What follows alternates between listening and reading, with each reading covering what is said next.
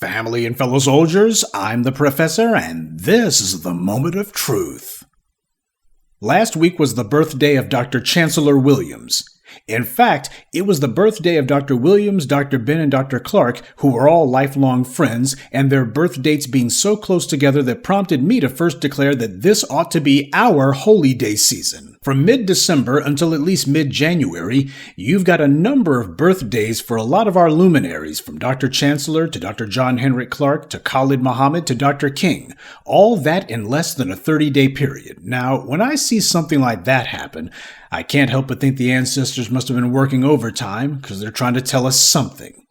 These are people who are important to us, our icons, who stood for our empowerment and our interest. So I think it's an imperative that we must honor them and make it a point to do so. You don't ask permission to honor what's in your interest. You just go ahead and do it. Now, to be sure, I don't want to stick to some hard and fast time limit when it comes to honoring our heroes and sheroes. Malcolm X Day is in May, after all, but to me, there's something significant about turning our backs on their holiday season and embracing our own. It's about self-determination, not about asking for permission, and to me, that's important, and it should be important to you too. Now, with everything that's been going on this year, particularly the presidential election, we haven't been quite as laser-focused on our holy day observations as we normally would in the past. That's what happens during a major election cycle, and because of the fact that we've been focusing so much energy in keeping ourselves on code and on point. But even so, we have to make sure that honoring our icons and our grandmaster teachers is a duty that isn't neglected. And that's why I think we're going to go ahead and make up for some lost time by starting with Dr. Chancellor Williams. Now, he's known for a lot of things, but obviously the most important thing that he's known for is his seminal work, The Destruction of African Civilization. Now, for those who may be new here, I think a little bit of explanation might be in order. You might be wondering, well, if this is one of those guys who was talking about rebuilding African civilization and how we're attached to it and such, why is it that we're mentioning and honoring this guy? Just because we've made the decision to no longer chase the mirage of Pan-Africanism, the teachings of the master teachers are still valid, if for no other reason than that we face a global system of white supremacy, even though we are the only black people on the planet who are actually trying to fight it. So many silly Negroes from the diaspora deny this pig-simple reality, but they ignore the fact that we, who fight anti-black racism, carved out a piece of the world that's safe enough and prosperous enough for them to indulge this denial. As the old saying goes, hard times make hard people. Hard people make good times, that's us. And then those good times lead to soft people. That would be the tethers. Now, Dr. Chancellor Williams' seminal work examined in depth what went wrong in Africa, and as we all should know, it was foreign invaders who spoiled the continent. Now, scholars of all stripes, at least the ones who have honestly studied Africa, disagree on many things, but one thing they all agree on is that none of the dregs of Europe or Asia could have ever gotten a foothold in Africa without the Africans having allowed it. There's always a strong element of complicity whenever it comes to outside invaders subverting you. From the Hyksos to the Chinese, every influx of foreigners was not so much a hostile takeover as it was some Africans who threw open the gates for them. Usually whenever you find these invaders showing up, be they from Asia or Europe, there would always be a few turncoat recalcitrant Negroes in tow. That's a sad fact, but it is a fact. You always had a few fools who thought themselves too clever by half and thought that they were going to gain the upper hand over everybody else, and they were only too willing to make a deal with the devil. And we saw this happen across the board. And we also saw this happen with Islam.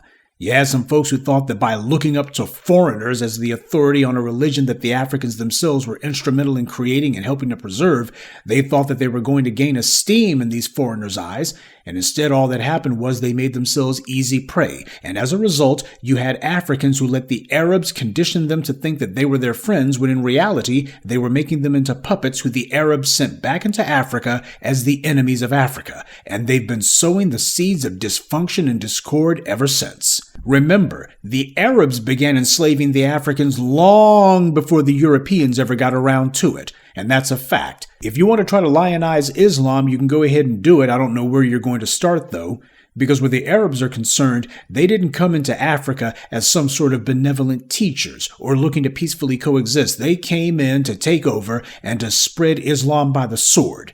They brought Islam in as a system of conquest and control to conquer people with an idea. And the idea being, here's this wonderful religion. It's going to give you eternal life and it's going to make your life better. But you have to look up to the Arabs as being your authority. You have to sublimate yourself to them first. The word Islam means submit.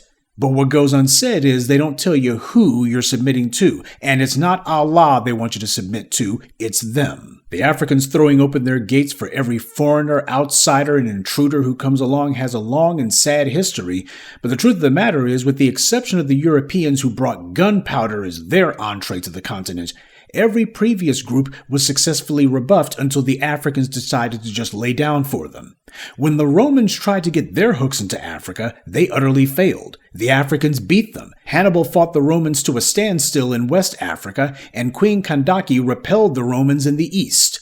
White and Eurocentric scholars have tried to soothe their embarrassment over this, and they tried to whitewash this humiliating defeat and claim that, well, the Romans actually entered into a truce with Queen Kandake, or some other kind of gibberish. But the Africans paid no tribute to Rome, and the Romans had no access to their lands after that war was over. So since when did the Romans engage in any sort of arrangement that didn't involve them getting some free loot and being able to march in wherever they want? The Romans were all about dominance, but they called no shots in Africa because back then the Africans had their heads on straight. The Romans decided that they were going to peacefully coexist and go no further south than Egypt, not because they didn't want to, but because thanks to the Africans, they didn't have a choice but to stay up there in the north where they were corralled. Like the Greeks and Persians before them, the Romans were only too aware that all of the gold in Africa was not actually in Egypt. Egypt saw a lot of sand. The gold was actually farther south, in Nubia, and that was where they wanted to get to, but the Africans were an iron wall that wouldn't let those outsiders in, and they had to accept that because they couldn't do anything about it. That's what happens when you exercise power over these outsiders, which is when the Africans had their heads on straight. When the Arabs first tried to make their entry into North Africa to invade it, it was the Nubians who broke their backs. Don't believe it? Google the terms Nubian and pupil smiters.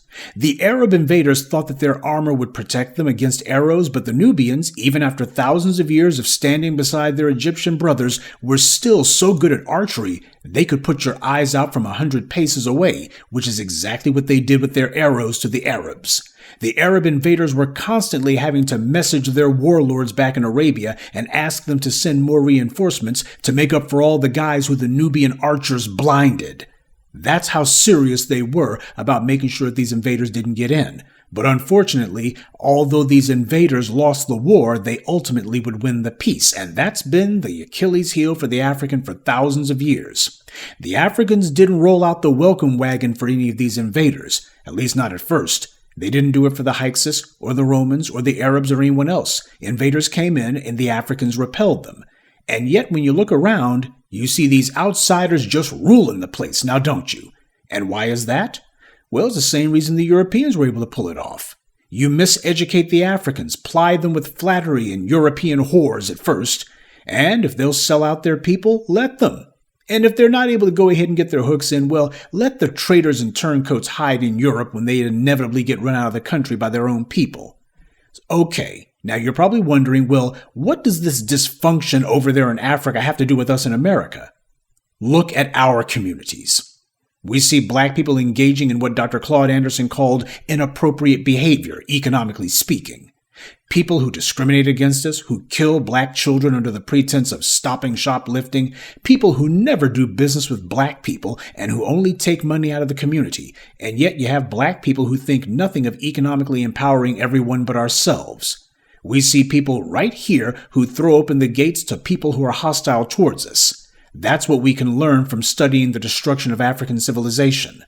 As Dr. John Henrik Clarke said, all history is a current event. Learn that history so you don't have to repeat it. And like it or not, a lot of what we've been doing over here in the U.S. does indeed mirror African history. Tragically, it mirrors the bad parts. Dr. John Henrik Clarke said the purpose of education is to teach the young how to hold the state together. Well, we don't have our own state, but we do have our own culture, interests, traditions, and we should make sure the young know what they are, why they're important, and why they have to hold these things together. So, As our Holy Day season kicks into high gear this week, let's make sure we remember our Grand Master teachers. And yes, that includes the ones like Dr. Joseph ben-Jochannan. He wasn't FBA, but his heart and mind were. This was a man who literally shed blood for the knowledge he brought to his people. He was fearless in his advocacy. Truth be told, if you gave us 1,000 men with the heart and mind of Dr. Ben, we would have had true black empowerment in our time. Instead, we got clowns like Clarence Thomas and sellouts and idiots like Jim Clyburn, Negroes who are never going to take us anywhere. You can take all these sellouts together, and if you give me just 10 men like Dr. Ben, as far as I'm concerned, we got the bargain of the century. And Dr. Ben made it a point to call out the off-code Negroes in his midst. See, he wasn't doing any of that stuff about, well, I'm an immigrant first. He wasn't doing none of that mess. When Nelson Mandela was released from prison and then immediately began going all wobbly and weak on confronting those white supremacists in South Africa, Dr. Ben made it clear he totally disapproved of that. As he put it, Winnie Mandela would have been fully justified if she removed Nelson from the equation. Courage like that is valuable, and I'll take it no matter who it comes from.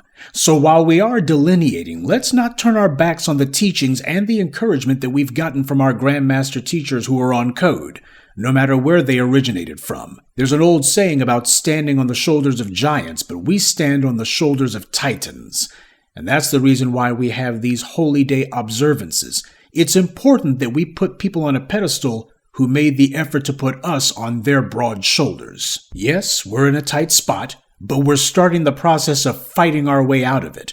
And every change begins with changing your mind. You want to stand a people up? Then first you have to smarten them up. So let's make sure that we honor the people who honored us. Let's make certain that we remember not merely the books they wrote and the lectures that they gave, but the lives they lived. When you internalize the wisdom of our Grandmaster teachers, you're walking in their footsteps. And that is how a people who once were lost find their way and begin marching toward their own empowerment. Good day, and be one. I'd like to take a moment to mention some of our contributors: Wesley Monroe, Samara Morris, James Stiles, Keiko Integoku, and Yasharan Heron. Salute to them and thank you to everyone for listening, liking, and sharing this message. Black empowerment only exists because of you.